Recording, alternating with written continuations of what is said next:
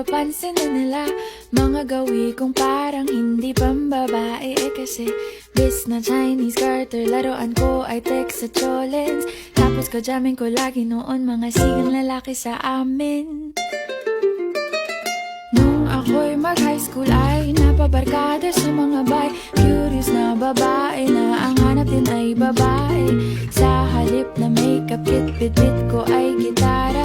Tapos pormahan ko lagi ay long sleeves na t-shirt at faded na lonta.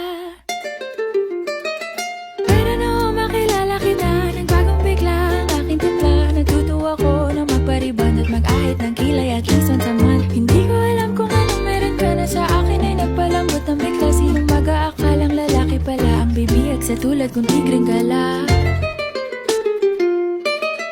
Kahit ako'y titibok-tibok, puso ko ay titibok-tibok pa rin sa'yo. Isang halik mo lamang at ako ay tinatablan. At ang aking pagkababae ay nabubuhayan na para bang bulaklak na namumukadkad. Dahil alaga mo sa dilig at katamtamang sikat ng araw-araw mong pag-ibig sa aking buhay nagpapasarap.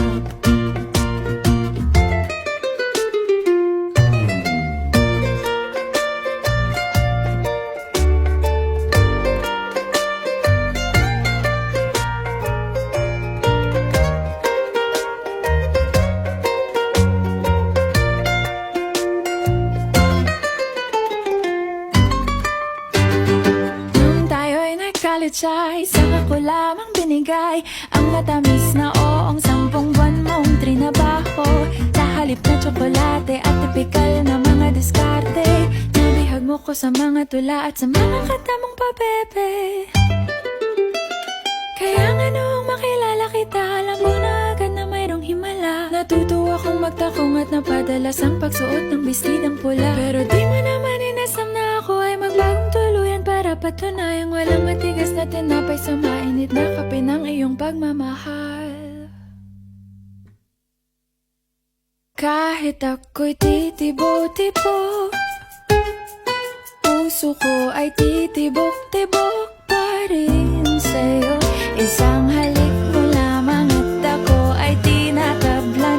At ang aking pagkababae ay nabubuhayan na para bang bulaklak na namumukadkad.